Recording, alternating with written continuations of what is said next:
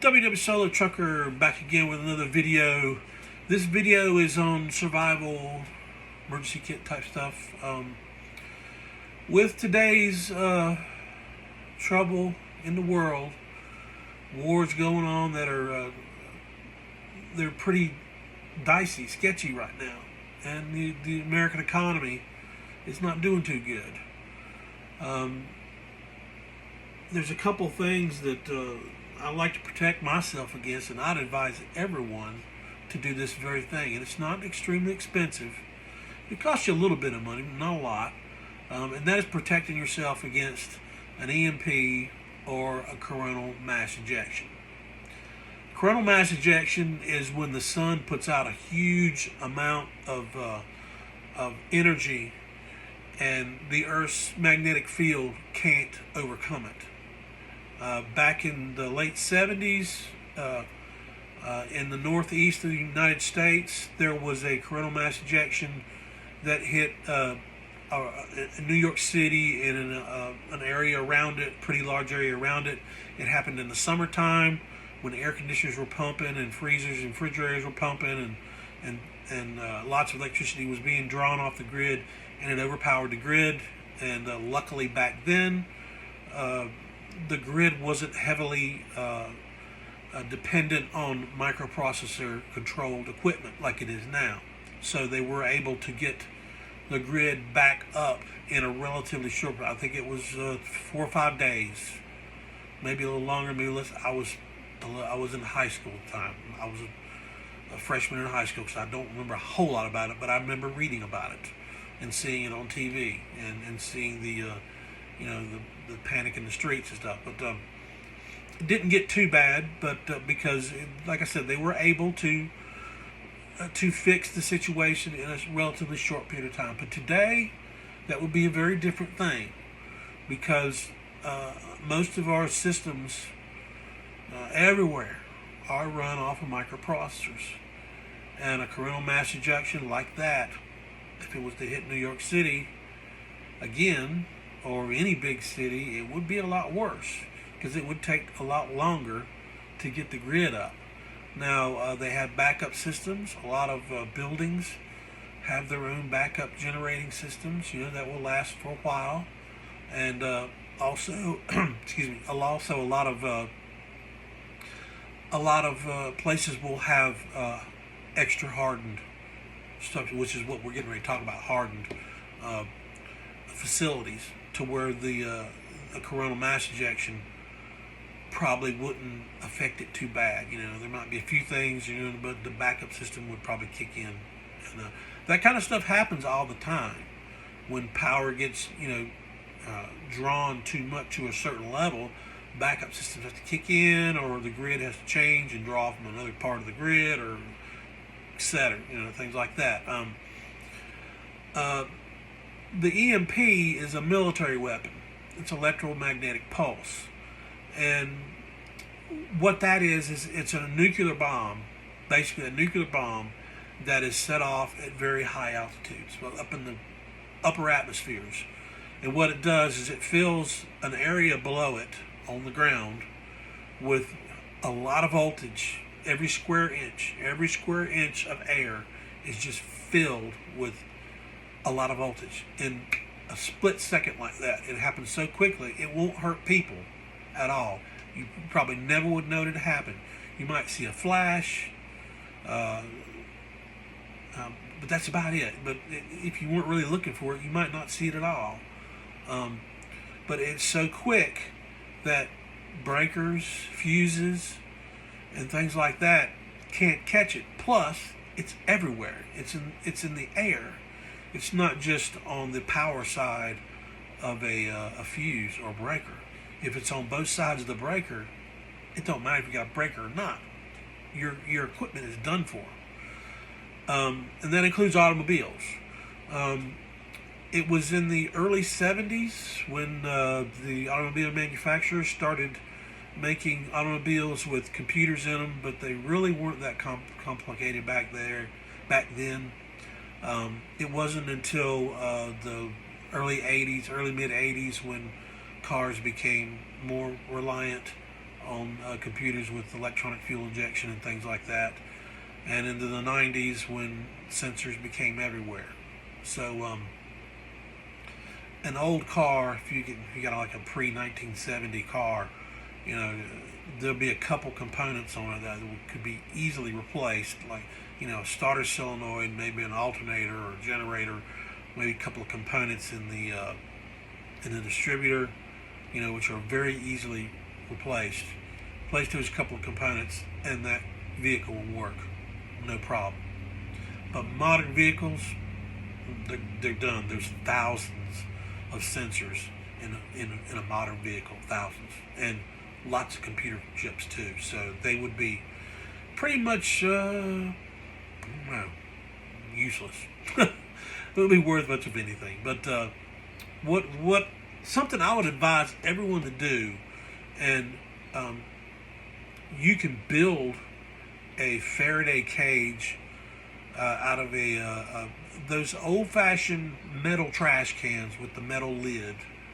You could take those and modify it a little bit. It'd be really easy to do. Again, Google that if you want to find out exactly how to do that. And you could put some components in some bigger components that you had that you wanted to get to be safe. But what I've got here is what's called a Faraday bag. That taking a trash can or a metal cabinet and sealing it up would be a Faraday cage. But this is a Faraday bag. I bought it from Amazon about 5 years ago, so the price of it's probably higher now. I think I paid about $20 for it, 15, $20. And it's the material is made out of a special woven. I'm not exactly sure what the material is, but it will shield from any EMP or coronal mass ejection. But again, the big down and dirty thing is how close are you to the event, because the newer weapons they have now are focused.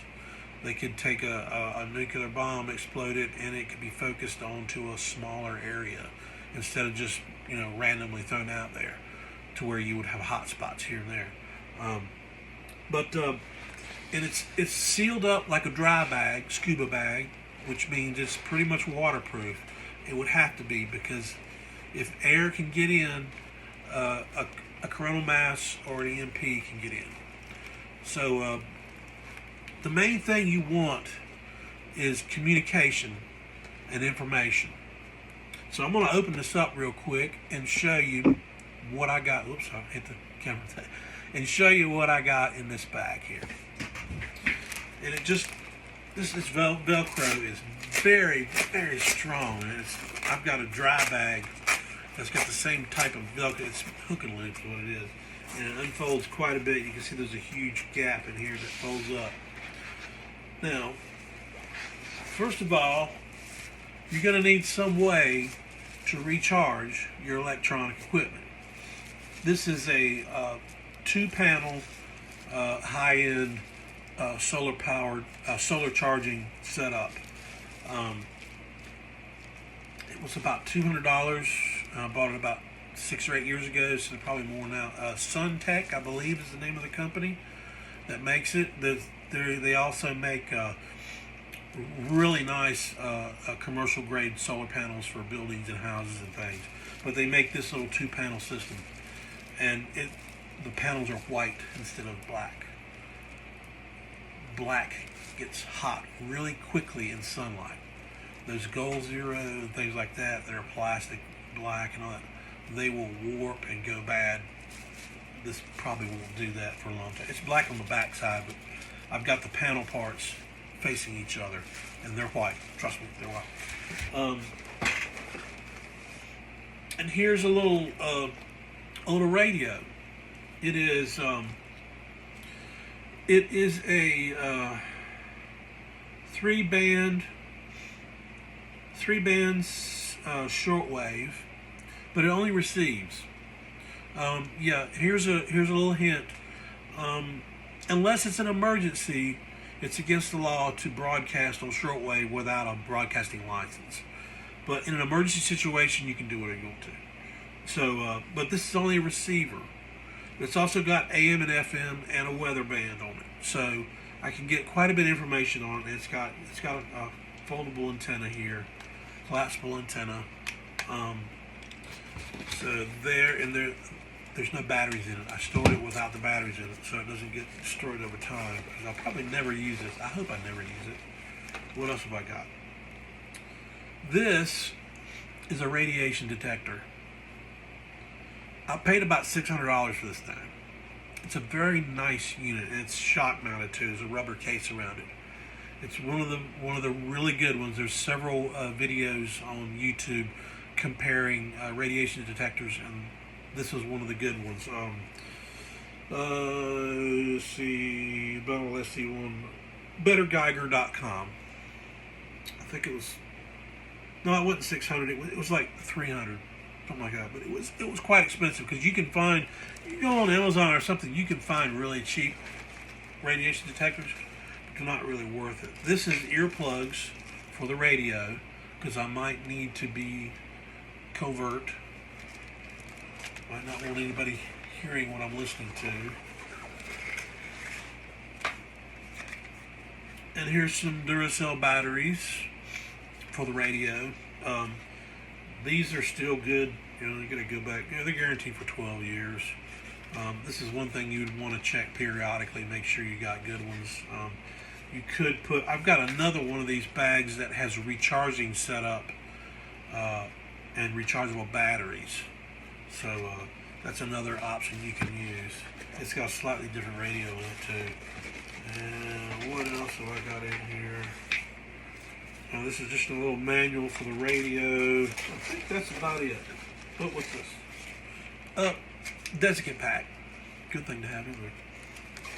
But that's it. That's what I got in here. Very simple. Very easy. The radio, I believe there's an antenna, and the other bag that I have has an antenna. That's a big, long spool antenna that plugs into this one and that other radio. Yeah, it plugs into the headphone jack. There is a place for a wall wart power unit, but I would not use it because in these situations, the longer the cable, the more possibility that your equipment's going to get ruined, especially if it's plugged in. Now there are little short wires in here that could get gone, but in this bag they'd be all right. But I would advise against a power cord because it's going to be plugged into the grid, and you don't really want to plug into the grid after something like that happens because the power company is going to be, going nuts trying to get stuff straight, and there could be another. If it's an attack, an EMP attack, there could be another EMP attack happen not long afterwards. So I would. That's why I've got two of these. One that I would use right away, and another that I would keep safe in case another would happen. But that's pretty much it. Like I said, you can build larger setups in this. You can build larger setups in this. Like I said, take a big metal trash can. Look up on YouTube. There's lots of great information on YouTube. All right, well, that's all I have for you today. This is WW Solar Trucker, and I'm out.